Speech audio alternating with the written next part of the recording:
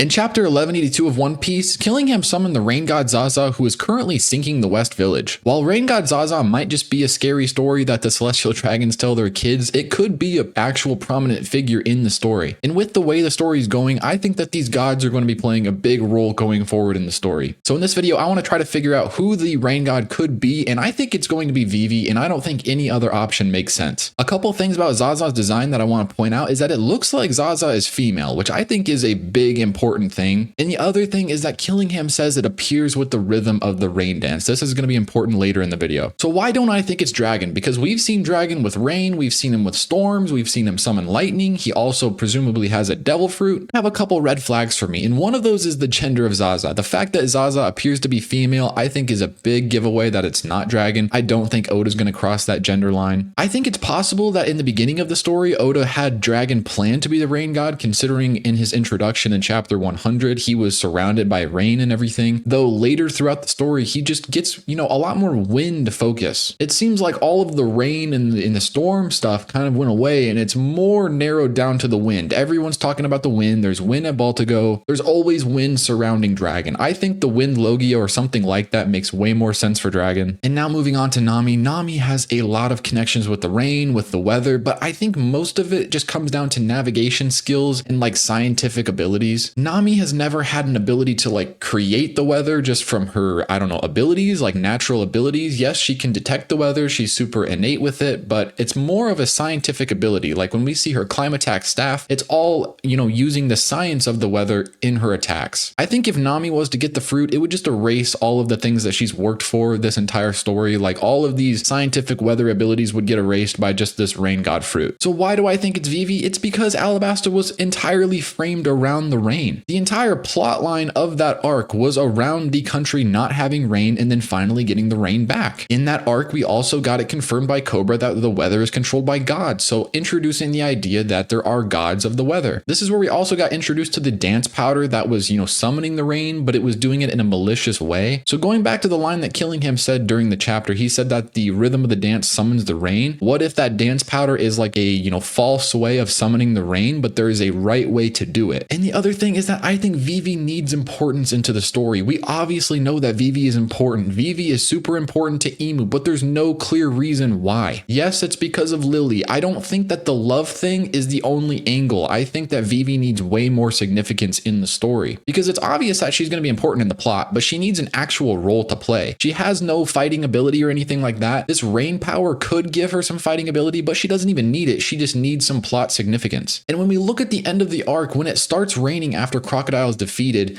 it's sort of because Vivi starts screaming and then it starts raining. We don't see the dance powder stop working, and it wasn't Crocodile that was, lifting the dust into the air. It was the ships. So really, Vivi sort of made it rain, though that isn't clear. Well, how is Vivi actually going to get the rain god power? I think the easiest way is through a god fruit like Luffy's fruit. Vivi could somehow come across the rain god fruit somehow. I don't really think it's feasible. I don't really think that route makes the most sense. I think it would be kind of weird if Vivi just got a random god fruit out of nowhere. Though these god fruits have a will of their own, so maybe that fruit is out here searching for Vivi, but then it's where is Vivi going to find it? Why now? I think some other options are this rhythm of the rain dance. Maybe Vivi is able to do the rain dance, or maybe that's a Nefertari thing that's passed down to where you are able to do the rain dance within this bloodline. So it could be some specific rain type of thing, which could make sense considering the dance powder from Alabasta. One other option is possibly something like Momonosuke. Momonosuke is able to communicate with Zunisha. We know Zunisha is able to be heard by other people like Roger and Odin, but Momonosuke was the only one able to communicate with Zunisha. So it's possible that there's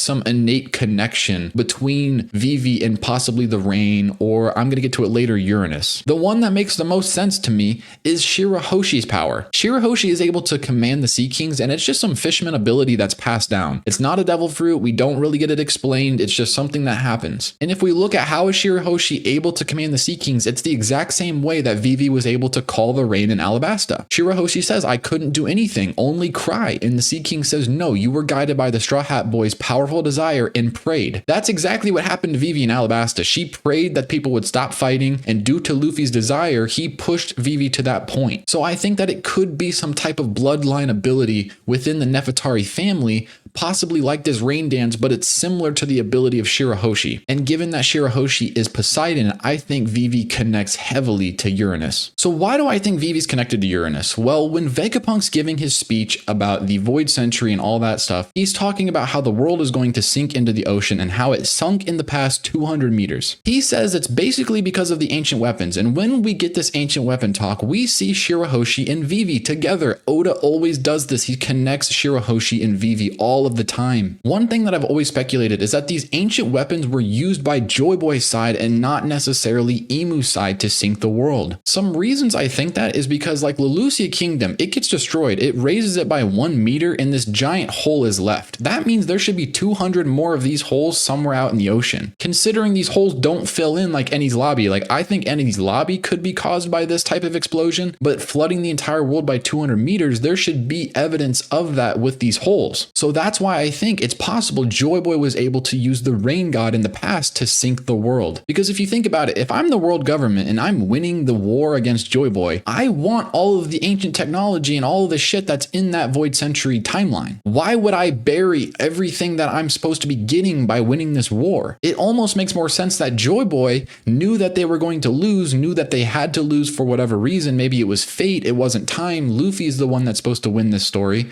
So he said, okay, fuck the world government. I'm going to sink this shit so that they can't get anything. So that's why I think Uranus connects to flooding the world. That's why I think Uranus was a part of it. Maybe not the way that Vegapunk thinks with this explosion on the Lucia Kingdom, but I think through Vivi it's possible. And another big reason I think that is because of Lily. Imu goes to look at Lily when Vegapunk is talking about this sinking of the world and stuff. Imu goes over and looks at Lily. And we know Lily played a huge role in the Void Century. Lily was the one that was able to spread the poneglyphs. Lily was able to spread the poneglyphs, which were made on Wano, possibly through the rain god fruit. What if you were able just to spread them out with your water currents? You use water currents, grab all the poneglyphs, and just spread them out throughout the world. So then Vivi could have that same power that Lily has, which could be why Imu wants Vivi. And another key thing is that we know Wano is full of rainwater. Somehow they were able to lift these giant earth walls. Maybe it was Joy Boy using the Nika fruit, able to stretch up the walls. Maybe it was the earth god of the past, who knows? But then the entire country filled up with rainwater, specifically rainwater. Now, I don't know if evaporation is real in One Piece, but rain shouldn't be able just to fill up the entire country like that. It would just rain and then it would evaporate. You would just have walls around the country. So it's possible Lily also covered up Wano. And we know Pluton is hidden underneath Wano. So it's possible.